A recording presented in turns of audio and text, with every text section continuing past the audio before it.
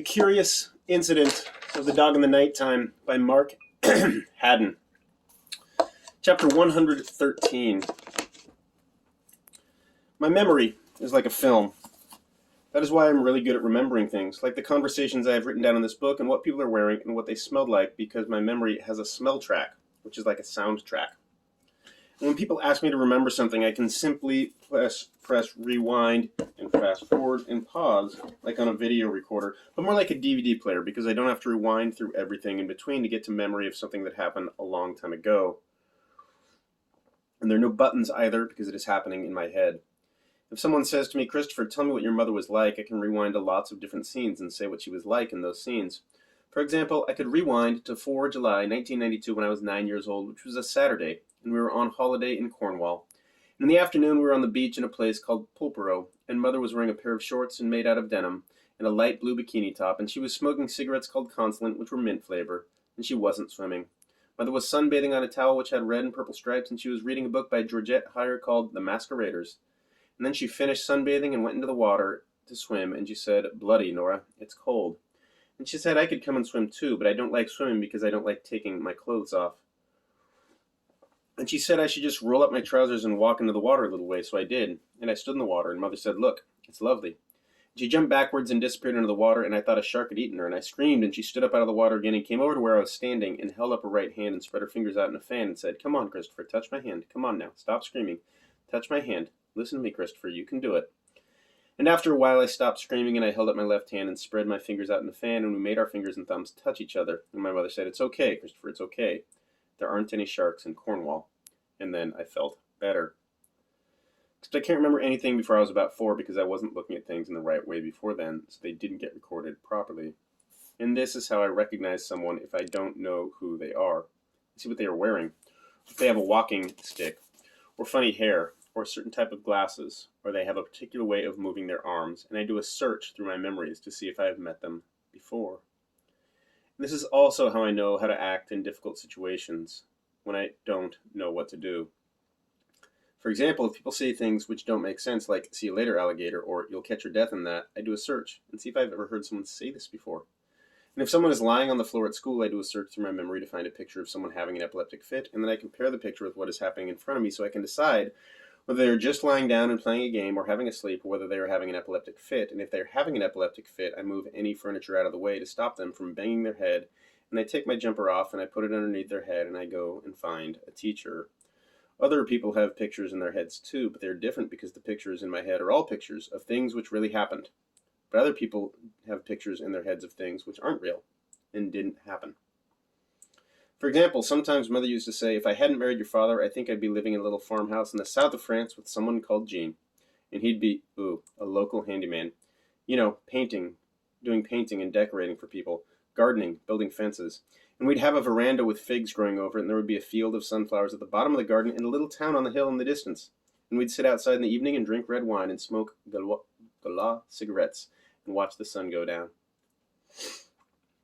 And Shaban once said that when she felt depressed or sad, she would close her eyes and she would imagine that she was staying in a house on Cape Cod with her friend Ellie. And they would take a trip on a boat from Provincetown and go out and walk to the bay to watch the humpback whales, and that made her feel calm and peaceful and happy.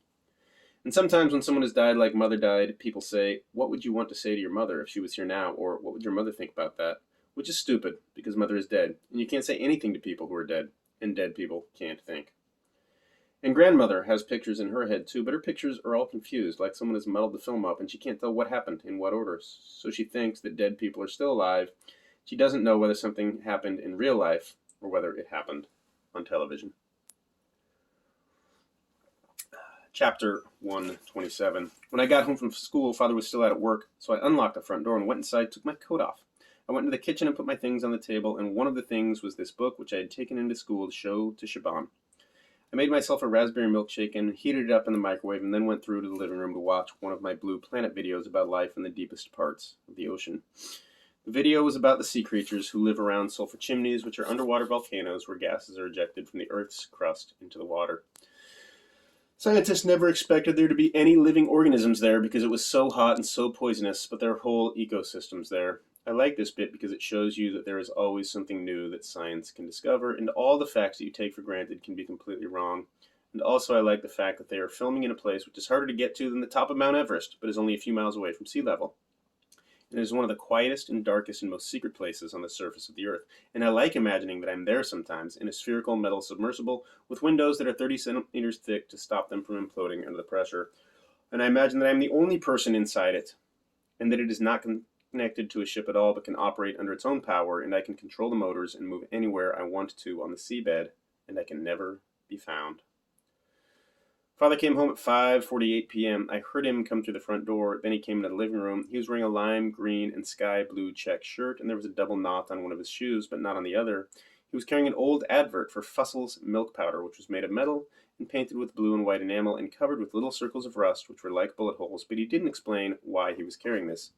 He said, "Howdy, partner," which is a joke he does. And I said hello. I carried on watching the video when Father went into the kitchen. I had forgotten that I had left my book lying on the kitchen table because I was too interested in the Blue Planet video. This is what is called relaxing your guard, and it is what you must never do if you are a detective. It was 5:54 p.m. when Father came back in the living room. He said, "What is this?" But he said it very quietly, and I didn't realize that he was angry because he wasn't shouting. He said, like, "What is this?" He was holding the book in his right hand. I said, "It's a book, I'm ready." And he said, "Is this true? Did you talk to Mrs. Alexander?" He said this very quietly as well, so I still didn't realize that he was angry. And I said, "Yes." Then he said, "Holy fucking Jesus, Christopher, how stupid are you?" This is what Chabon says is called a rhetorical question. It has a question mark at the end, but you are not meant to answer it because the person who is asking it already knows the answer. It is difficult to spot a rhetorical question. Then Father said, "What the fuck did I tell you, Christopher?" This was much louder. And I replied, "Not to mention Mr. Shears's name in our house. Not to go asking Mrs. Shears or anyone about who killed that bloody dog. Not to go trespassing in other people's gardens, and to stop this ridiculous bloody detective game. Except I haven't done any of those things. I just asked Mrs. Alexander about Mr. Shears because..." But Father interrupted me and said, "Don't you give me that bullocks, you little shit. You knew exactly what you were bloody doing. I've read the book, remember?" And when he said this, he held up the book and shook it. "What else did I say, Christopher?" I thought this might be another rhetorical question, but I wasn't sure. I found it hard to work out what to say because I was starting to get scared and confused. Then Father repeated the question, "What else did I say, Christopher?" I said, "I don't know." And he said, "Come on, you're the fucking memory man." But I couldn't think. And Father said, "Not to go around sticking your fucking nose into other people's business." And what do? You go around sticking your nose in other people's business. You go around raking up the past and sharing it with every Tom, Dick, and Harry you bump into. What am I going to do with you, Christopher? What the fuck am I going to do with you? I said I was just doing chatting with Mrs. Alexander. I wasn't doing investigating. And he said, "I ask you to do one thing for me, Christopher. One thing." And I said, "I didn't want to talk to Mrs. Alexander. It was Mrs. Alexander who..." But Father interrupted me and grabbed hold of my arm really hard. Father had never grabbed hold of me like that before. Mother had hit me sometimes because she was a very hot-tempered person, which means that she got angry more quickly than other people, and she shouted more often. But Father was a more level-headed person, which means he didn't get angry as quickly, and he didn't shout as often. So I was very surprised when he grabbed me. I don't like it when people grab me, and I don't like being surprised either, so I hit him, like I hit the policeman when he took hold of my arms and lifted me onto my feet. But Father didn't let go, and he was shouting. And I hit him again, and then I didn't know what I was doing anymore. I had no memories for a short while. I know it was a short while because I checked my watch afterward. It was like someone had switched me off and then switched me on again. When they switched me on again, I was sitting on the carpet with my back against the wall, and there was blood on my right hand, and the side of my head was hurting. And Father was standing on the carpet a meter in front of me, looking down at me, and he was still holding my book in his right hand. But it was bent in half, and all the corners were messed up, and there was a scratch on his neck and a big rip in the sleeve of his green and blue check shirt. He was breathing really deeply. After about a minute, he turned and walked through to the kitchen. Then he unlocked the back door into the garden and went outside. I heard him lift the lid of the dustbin and drop something onto it and put the lid of the dustbin back on. Then he came into the kitchen again, but he wasn't carrying the book anymore. Then he locked the back door again and put the key into the little china jug. It is shaped like a fat nun, and he stood in the middle of the kitchen and closed his eyes. Then he opened his eyes and he said, "I need a fucking drink." And he got himself a can of beer. Chapter 131. These are some of the reasons why I hate yellow and brown. Yellow, 1. Custard.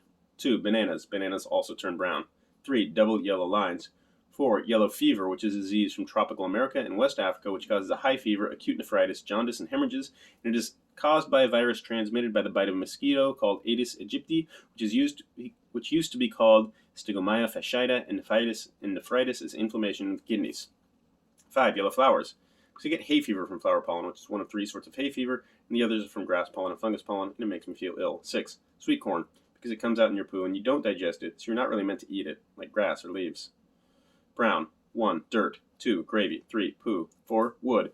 Because people used to make machines and vehicles out of wood, but they don't anymore because wood breaks and goes rotten and has worms in it, and now people make machines and vehicles out of metal and plastic, which are much better and more modern. 5. Melissa Brown, who's a girl at school who's not actually brown like Anil or Muhammad, it's just her name. But she tore my big astronaut painting into 2 pieces, and I threw it away even after Mrs. Peters sellotaped it together again, because it looked broken. Mrs. Forbes said that hating yellow and brown is just being silly, and Shaban said that she shouldn't say things like that, and everyone has favorite colors. And Shaban was right. But Mrs. Forbes is a bit right too, because it is sort of being silly. But in life you have to take lots of decisions, and if you don't take decisions, you would never do anything, because you would spend all your time choosing between things you could do. So it is good to have a reason why you hate some things and you like others. It is like being in a restaurant, like when Father takes me out to a Bernie Inn sometimes, and you look at the menu and you have to choose what you're going to have. But you don't know if you're going to like something because you haven't tasted it yet. So you have favorite foods and you choose these, and you have foods you don't like and you don't choose these. And then it's simple.